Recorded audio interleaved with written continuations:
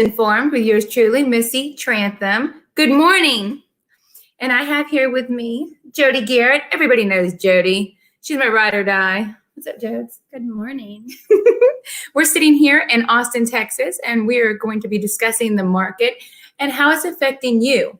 Now, many people know me from the Dallas area or the Waco area. I'm also infiltrating now the Austin area. So if you are somebody that is buying or selling in Austin, Round Rock is definitely where my focus is. I like to chase the hot markets and try to make a buck when I can. So Austin is definitely in my crosshairs. Anybody who's in the Dallas area knows what I'm talking about when I say inventory is extremely low. It's at an all-time low. You know, they had the rates go up when COVID hit.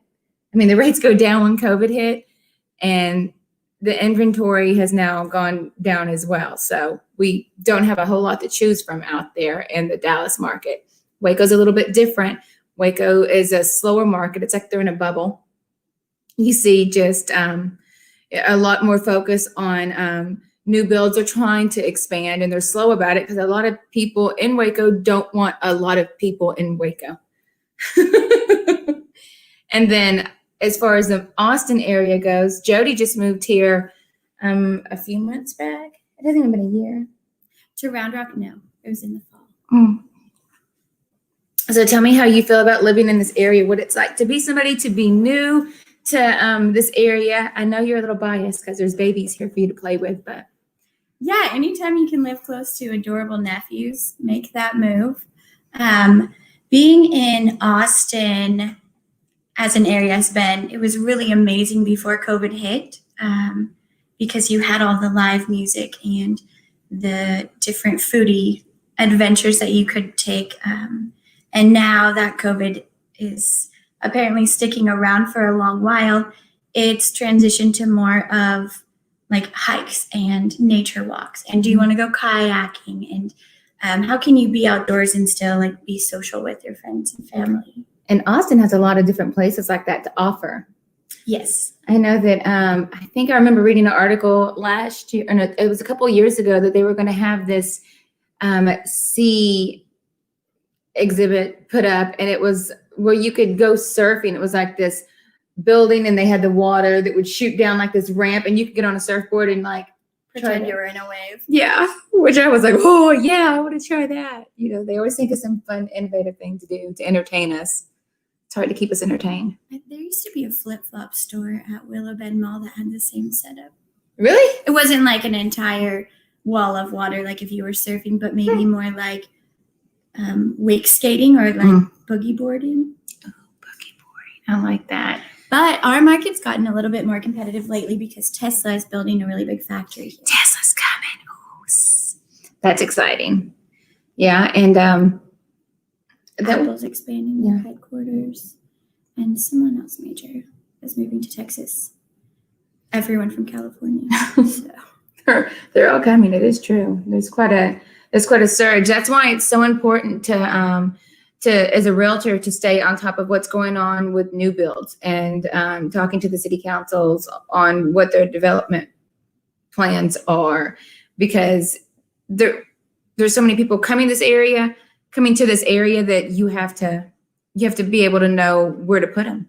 And like in Waco, they're trying to expand over there, and it's just new builds after new builds popping up. Like the development in Waco is, I mean, I'm from the Waco area. I've lived there on and off since I was 14, and just to see the change from Temple to Waco to Valley Mills, everything is just, and it's really scary because whenever you see a lot of small towns that are trying to expand, and then something like a pandemic hits, it hurts a lot of those small businesses. I mean, there's a lot of small businesses right now that are no longer going to be able to make it.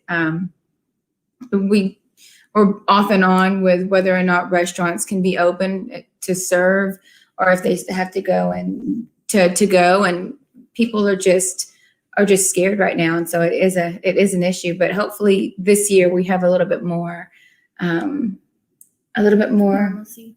Maybe. We've had a big issue with breweries taking a hit in the Austin area. So restaurants have been allowed to stay open throughout the entire pandemic. And if they had a liquor license, you could sell all of your alcohol to go. Well, the TABC had made it really difficult for breweries to do the same thing or have the same options. And so one change that TABC is hoping, and I don't know, this law might have already passed, but they were going to institute that bars no longer have to have kitchens their own that they manage, but as long as food is offered on premise. So there could be like food truck partnerships, which would take a lot of. Oh, that's a great idea. Yeah, and it would be fun, and it could be seasonal, and you could interchange it, and you could have pop-ups, and you could take some of these small businesses that couldn't stay afloat and put them into a food truck, and then now they have a place to do their business. And it's not as easy as you think. There's a lot of regulations when it comes to those food trucks on what they have to do in the licenses they have to hold. I think I looked into it at one time because I thought it was so interesting. And I think it's like $30,000 to get it started. If you wanted to do a food truck, that's you have to have you have to pass a food handler certification. Everyone who works in your truck has to have a food handler certification. And then all of the different local requirements can vary. So if you want to do business in Collin County versus Tarrant County, that might require different permits and different approvals and different courses, and it's kind But of that is a great idea. Go to where the people are, find out what the spots are. bring the tacos to me. Bring the tacos in the go. Yeah, that's a really good idea. I love food trucks. They tend to have a good food. Do you remember going to, was it Shops at Light? No, it was Legacy Hall. Remember Legacy Hall? I wonder if they're still open. I wonder how they are. Good morning, John. We're sitting here talking about food. So Legacy Hall had a bunch of different, if you haven't been, it's a really cool place to check out. It was in a newer developed area over in Plano. Or was it on Frisco side? Plano. And they had a variety of food. You go somewhere and get beignets, and somewhere and get street tacos, and somewhere and get. It was a classier version of being at the fair. Classy fair. Yeah, it was a classy fair. Classy affair. Classy fair. Classy. Well, and you also had different options of if you wanted to try out a fusion or a different type of pop-up, essentially, that was a perfect place to see what kind of repeat customers you would have. Mm-hmm. They hosted great events. We had that Mean Girls movie night where they showed the Mean Girls movie, and it was a really great girls' night out. Yeah, that was a lot of fun. Good morning, Corey.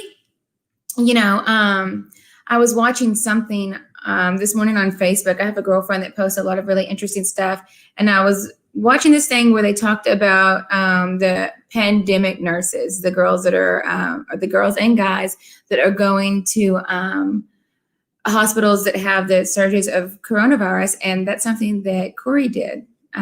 Corey, our friend, she lives in Lubbock, and we'll give her a shout out because she actually went to New York and was a part of really early on scary pandemic. Yeah, it was absolutely, I could only imagine. And I know that I saw that your mother's household has COVID. I think her husband has COVID. So just know that he's in our thoughts, and we hope that he's okay, and that everything gets better. I do want to go ahead and introduce everybody to the one, the only market expert of the DFW, Diego. Thank you very much for that. And yes, the money's in the envelope next to your purses and stuff like that. My purse is missing. How are you guys? How are y'all doing? Surprise. Are you shocked to see Miss Garrett on here today? What's that? Are you shocked to see Miss Garrett? I am shocked to see Miss Garrett. I have Miss Garrett here to give you she wants to give a review on one of her real estate transactions today. Yeah?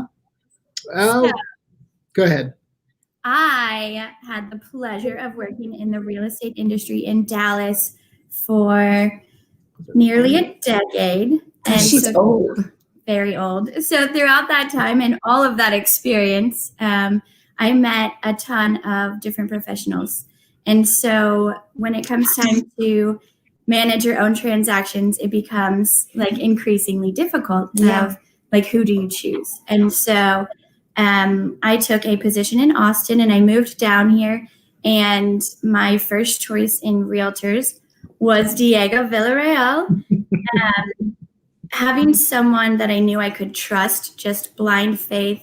I'm going to move, I'm going to leave town, and just like trust that you can handle this transaction smoothly from start to finish. It was like a very easy decision, and he made it enjoyable and advantageous to me. And it was such a blessing in that time to know that that like aspect of my life was handled without stress. So special thanks. Cheers to you, Diego. Thank you very much, Jody. That was really, really nice for you to say. Anything that, obviously, when people are choosing, real estate agents to buy, list or even rent, you definitely want that type of, number one, you want to be able to get along with the person you're working with, but I also, want to punch you in the face. I know. And then, I think also one of the most important things is that you want to be able to trust the other person that's basically handling the transaction for you as well. They're going to basically tell you exactly how it is, and they're going to be honest with you, and they're going to really try to guide you through that transaction, because obviously it's always better to under promise and over deliver. And but I definitely appreciate you using me for all your real estate transactions, things like that. And I couldn't say more kinder words about you too as well, Jody. Very, very. Obviously, a true professional, and we were sad to see you go and move to Austin. But if you really loved her, you'd have followed her like me. Yeah, absolutely. That's why Missi's down there as well. And Missi as well, when you left, it feels like when all you guys left us here, it feels like I'm having to, I'm not having as much fun, I guess you could say. Oh yeah, it's quieter. We're the party. We're the party. Yeah, it's definitely quieter, but I'm good to see you're doing well. It's okay. We're just trying to take over Texas. Yeah, but I'm glad to see both of y'all doing well and healthy and everything. And I wish you guys nothing but the best of the best with all your endeavors and things like that. Diego, speaking of doing well, so I have been studying the Austin market, and I'm studying the Waco market currently, and I'm seeing a surge. Ever since even before the pandemic hit, we saw a rise in numbers in comparison to the year prior. We see a lot more growth in both areas, and from what I've seen in the Dallas area, it's even more aggressive. Can you fill us in a little bit on what the Dallas market's doing right now? Well, the Dallas market is doing very, very well. If you're looking to sell right now, there's just not much inventory. There's a lot of buyers out there, and there's not much inventory. It is already basically a seller's market. Prior to around the early 2020, we were still seeing houses sit on the market for a little over 15 days, and maybe even going on to 20, even 30 days and things like that. Houses were priced a little high. Right after the pandemic hit, and I think I made a video about that about around March time, or even around late February, I was kind of anticipating that the whole pandemic thing would basically be contained around June, and it just hasn't. I mean, when this thing kind of just caught with wildfire, people were still out, people were still looking, and interest rates were still at a great lower than I've ever seen. The stock market reacted to that pandemic fruitfully for loans. Now you can secure loans at. I think I had like a 2.7 on one of my last clients. A 2.7. 2.7. That's incredible. Prior to me doing in real estate, I was actually doing mortgages, and not only that, I was selling 6 and 7% and getting it too. So just imagine on how much they've gone down. So what's happened is basically it opened up a pool of buyers that were not able to purchase maybe in that 2 or 350 range, and now they're able to get there now. So basically, it brought in a lot of buyers, a lot of fresh buyers into the market, and the inventory has just been very, very low. Now we can always say specifically on seasons like when the winter comes and around the early fall, early winter, things will start to basically, there's obviously no inventory. Nobody wants to really sell their properties in the month, Christmas and the holidays. Now that that's actually happened, we're still not seeing too much inventory come up. However, it is increasing a little by little. But I mean, when you go up to a house at 5 o'clock and there's already like 7, 8, 10 people in front of you to see that property, yeah, you could probably anticipate there's going to be multiple offers. When you're in a situation like what Diego just said, and you know you're going to be in multiple offer situations when the inventory is low, and let me tell you something, the inventory in DFW is low. If you're out there and you're looking on Zillow for a home, or you're trying to do a for sale by owner, you are making a devastating mistake, because these people are sharks out here, and you have to have representation to make sure that no one takes advantage of you and that you can actually get the most money for your listing right now. And I'm telling you, realtors know what they're doing, and they can protect your assets, and they can help put you in the best position for the transaction. If you are thinking of buying or selling and you're going to do it yourself without a realtor, you're an idiot, especially in the DFW market. I said it. Yeah, actually, no. No, I still get a lot of buyers out there that are calling them, like specifically from one of the listings we have for our office. They didn't have a buyer's agent or anything like that. They only wanted to deal with the listing agent. And I'm telling them, because they felt that if I deal with it directly with that listing agent, they were going to get a better deal. But when you come up with the numbers and I tell them, hey, listen, that strategy may have helped around maybe 2 years ago, where buyers were going out and trying to contact a listing agent. I'll be honest with you, the listing agent right now is probably 4 to 5 to even 6 offers into it within the first, I would even say within the first 8 hours, within the first day. And those offers are going to be over asking. And really, the chances of you actually just dealing with specifically with the listing agent is going to be slim to none. Listing agents have a lot, they've got so many other parameters that they got to follow that it's really almost impossible. It's better to work with the buyer's agent. We don't charge you anything. The commission is already into the actual sale of the property, so there's no money that you have to fork out. And not only that, you can feel safe that somebody's basically handling the transaction, and it's easier to show with the buyer's agent than directly than calling Zillow and Realtor or Realtor.com and trying to figure out when we can actually see the property. If you're dealing with a dedicated buyer's agent, they can set your schedule and they can show you the properties. They can even show you properties before they hit the market. It doesn't necessarily mean you'll get them, but you're basically— because we talk, realtors talk to each other, and sometimes we know about hip pockets, and hip pockets are homes that haven't come on the market yet. Yeah. And sometimes that's the kind of advantage you need as a buyer whenever you have low inventory. Right. So I've done that for 2 buyers where we've had hip pocket listings, and I was able to show them before they even came on the market. And obviously, when it just didn't work out, but obviously we'll give them that opportunity. And we've got a huge network. I mean, basically, anytime I'm looking for that one, that one type of house that my client is really looking, is very overqualified for, and I make a lot of calls to my other realtor friends, especially here in the office here at AMX Realty in Plano. We make a lot of calls, and one time, we get that opportunity. Hey, I've got it coming soon. I haven't put the sign on it because I know that I'm dealing with you, Diego, or I'm dealing with somebody else on the other side, that you only bring qualified buyers. We give them that opportunity to at least see the house and see if, before anybody else does. And that's actually nice. It's a good feeling too, Diego, I want to ask you a difficult question. Go ahead. Ready? Because it's not fun unless we're sweating, right? Okay, so given the low inventory in the DFW area, how do you handle buyers that are coming in and not able to get what they want and are completely discouraged? Are you putting them in rentals? Are you trying to introduce them to new builds? What's your tactic to help these buyers who don't have what they're looking for? Well, if they don't have what they're looking for, obviously we kind of basically have to switch our strategy. Kind of have to have more of that talk. Now, typically nobody wants to talk a little bit about, I try to tell them the rental part is going to be our last resort. However, let's go take a look at a couple of new builds. They may not be in the area that you're looking for, but in that price range. But at least let's go and entertain that idea. Let's go take a look at it. You'll be really surprised. And not only that, it takes a lot of stress off those multiple offers that you keep on losing out on. You can put an offer on a property. You can get the actual lot, and then not only that, there's other small incentives that builders are still doing to this very day.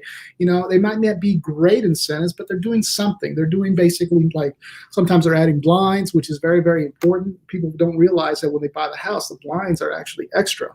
Sometimes they'll add the blinds into it. Sometimes they'll add an actual refrigerator, or because sometimes refrigerators are not included with the actual appliance package. They'll add the refrigerator. They'll basically do a little bit more just to kind of keep you in that area. It just depends on the price. So that's kind of the strategy that I've done. I usually help buyers if they just want to stick to that one particular area, fine. We might be waiting a little bit longer, but then I introduce them to other areas by basically send them, hey, what do you think about this property? Oh, I like it. Where is it at? It's just 2 streets over, or it's actually in another zip code that you may have not even considered. And I tell them, go check it out. Go and walk the neighborhood. Take a look at it. Go drive around. On a weekend or whatever you're doing. And if you feel like that you can deal with that neighborhood, obviously, let's go take a look at that house too. Yeah. I was going to ask if you've seen a growing trend in people moving further out to have more space. So where my office was right across the street from the Domain. And the Domain in Austin is very fun if shopping and restaurants and all of that are open. And if they are not, then it's an expensive 700 square foot space. I moved up to Round Rock and have like 3,000 square feet. I needed a home office, and it's been a directive from our organization that we may be working remote. It's for sure extended through June, potentially September. And then I've also heard a realistic return to the office is 2022. Right. Which is insane. And so we're just trying to cushion the blow and subside the pandemic as best as we can. Or like, what is your new normal? And so if I don't have to commute to my office 30 minutes, then this is a perfect place to live, Right. It's convenient for me. They're doing a lot of development in Weston now. Yeah. Which I've always loved Weston. It's always been too expensive for me.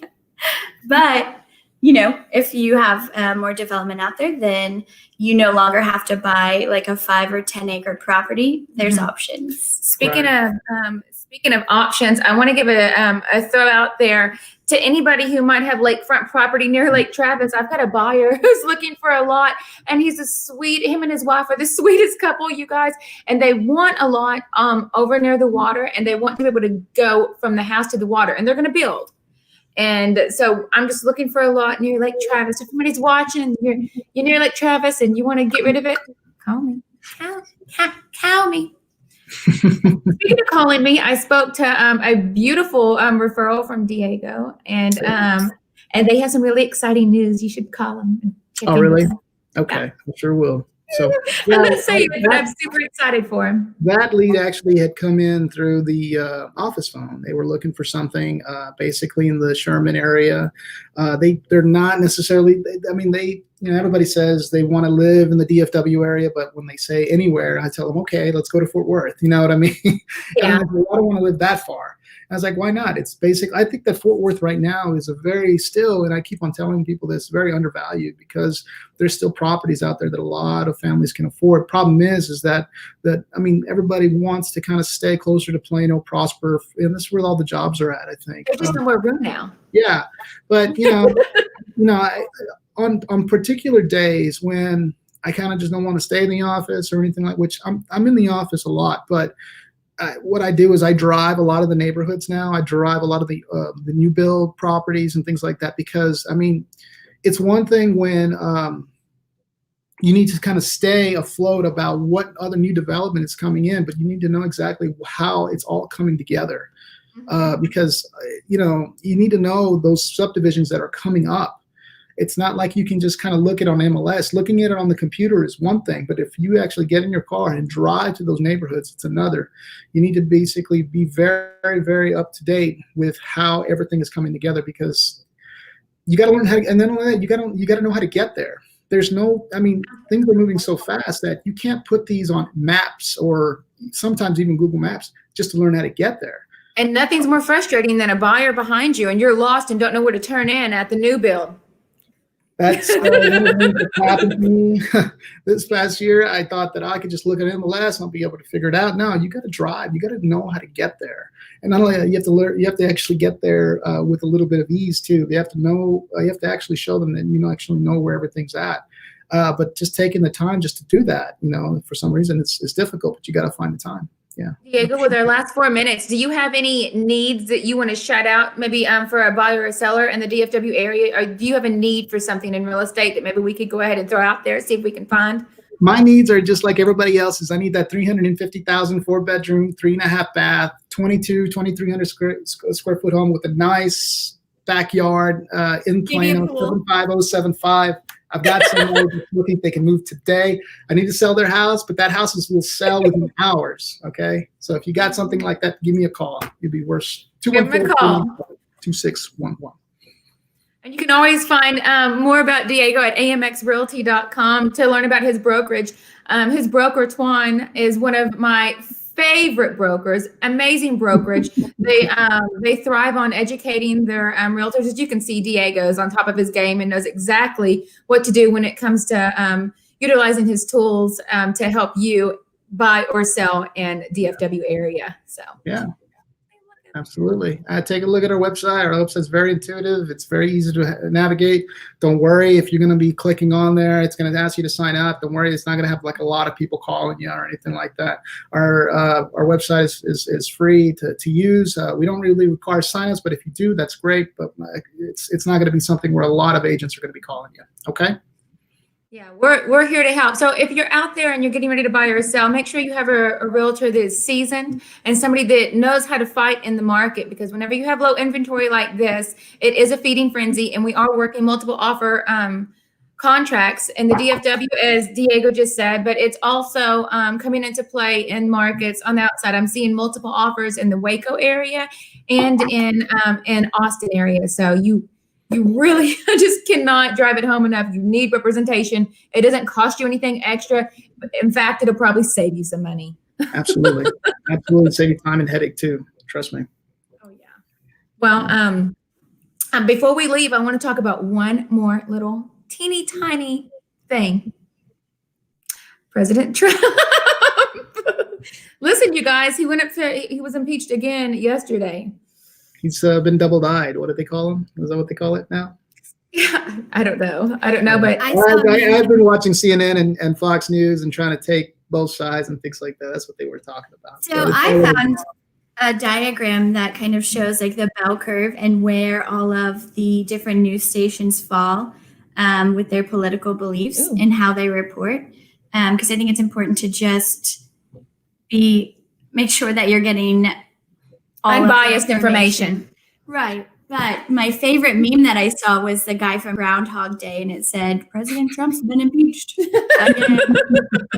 That's funny. Yeah, well, I mean, by the time they go through the court proceedings, if he's actually convicted for what they're accusing him of, I mean, it'll be long after the presidency. I think that by them going through the process of trying to impeach him a second time, I think what it's done is it's just made a lot of other Americans hot-blooded, and I think we're going to see. I think we're just going to see a lot more chaos. I mean, we're already built up because of the pandemic. It's got people nervous and panicked, and now with this, I think it's just going to have a greater division of our country.